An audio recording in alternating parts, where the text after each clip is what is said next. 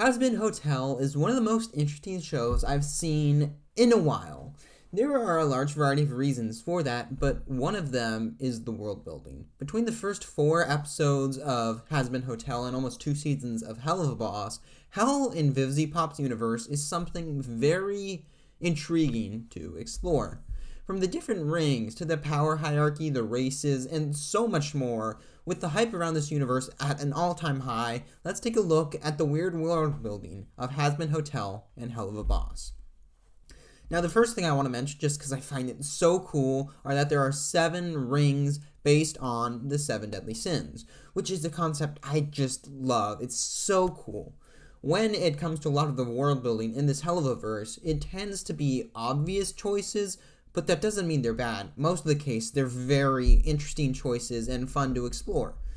The great part of the 7 rings is it means we can have so much variety, because if a story takes place in what looks like the Pride Ring, the closest one to the pop culture version of Hell, it would get pretty bland and boring after a while because it's just this burning fireplace, and with the other rings we have so much more variety.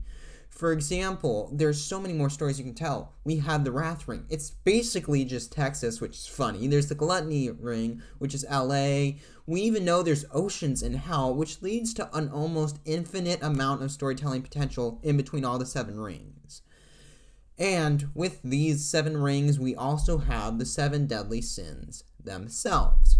Although we've only met 3 of them, and we know about the 4th one, we've seen him, but we haven't met him, they're some of the best and most entertaining characters of all of Heluva Boss. We have Asmodeus, Beelzebub, and Mammon, plus the photos of Lucifer we see in the Hazbin Hotel pilot. These characters are so fun because they feel very powerful, yet still relatable and approachable, which is something I enjoy out of leaders in a show.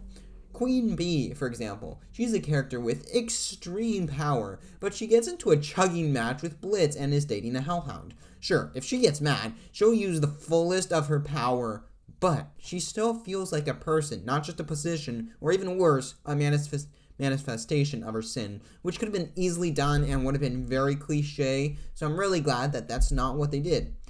Asmodeus, the representation of lust, is someone who is actually a pretty nice person and is in probably the most healthy relationship in all of Heluva Boss, and that relationship goes so much further than physical. It's an emotional relationship. These all-powerful sins are very interesting to watch and equate in such large part to the great world building in these shows, and with the reach of the characters, setting up some of the power dynamics that are seen inside the show. For example, Mammon has his finger in almost every pie in Hell. He owns the knockoff Lululand, his face is on currency, and he has probably some power over every factory in Hell. But even in the rings, there are different power figures, and we all know about the Overlords in the Pride Ring, but the fact that Overlords are officially recognized and have power over souls, that could imply that a similar group could be in all levels. Maybe in Greed, Crimson Mafia would be equal to Overlords, and in Wrath would be some sort of cowboys. But let's take a look at the Overlords of Pride for a second, because they are so interesting. First of all, we have Alastor, the radio demon, probably my favorite character in the whole universe, and it's just one of the most unique and terrifying characters out of all of Hazbin Hotel.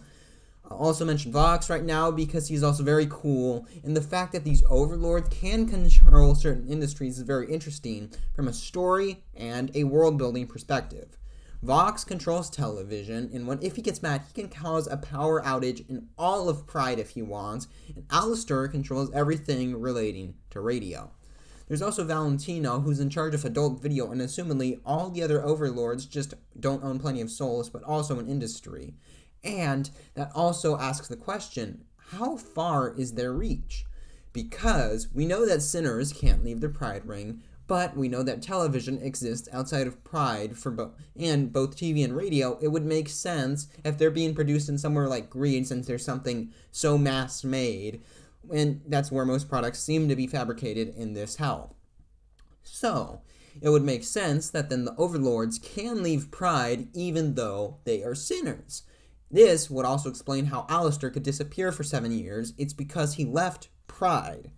And this leads to the interesting world building that the overlords have some sort of political immunity, which shows their wide-scale influence.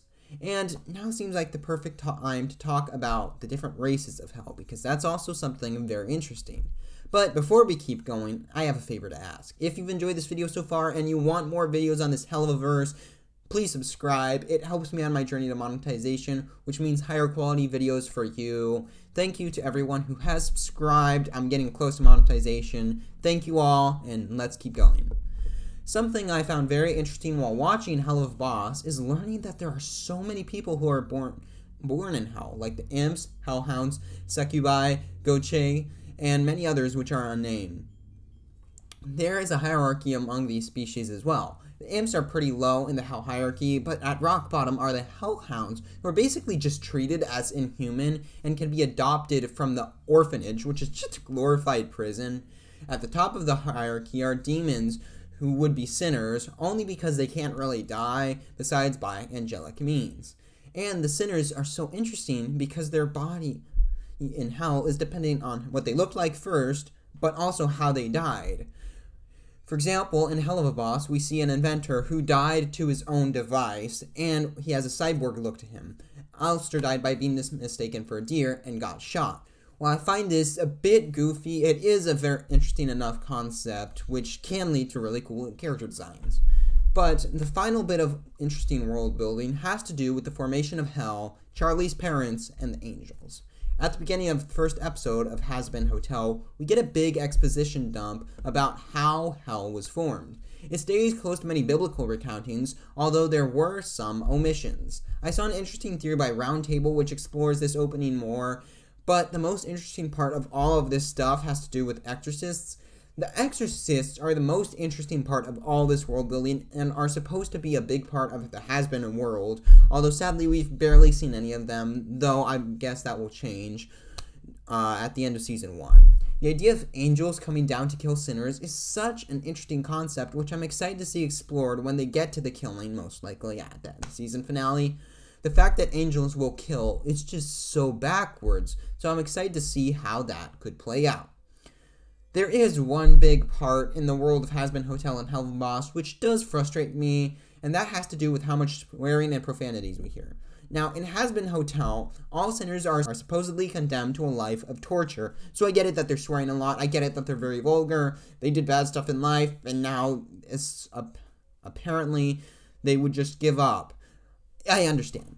But I refuse to believe that just because in hell every human is a horrible person. For example, Moxie, for the most part, is a really nice person. So I get frustrated that just because the show takes place in hell, it doesn't mean everyone needs to be like this.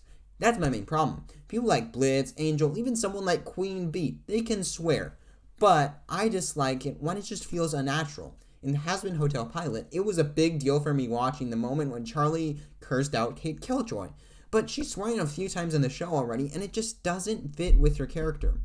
So while I'm fine with swearing and vulgar talk, it just needs to be used in the right places. Back to Charlie, don't make her look like she's about to die after seeing Angel's porn, and then have her swear for no reason. That's just not connecting. The world building in Hazbin Hotel and Heluva Boss is strange. In each show, we learn a lot of interesting details, but one of my biggest problems is that besides the fact that the shows take place in hell, there isn't much else to connect the universe. Just about every character in Hazbin Hotel is a sinner. Even though we know many other demons exist in Pride, we hear no mention of people like Mammon, who, when it comes to industries like television or radio, really should be being mentioned more. Overall, although the world building in these shows isn't perfect and could be more interesting, the world of Hazbin Hotel and Heluva Boss is very fun to watch and keeps me hooked in the stories, and really, that's all I can ask. And Hazbin Hotel proves that Prime is currently the king of animation with both this show and Invincible. If you want to see a deep dive into arguably Invincible's best character, make sure to check out this video.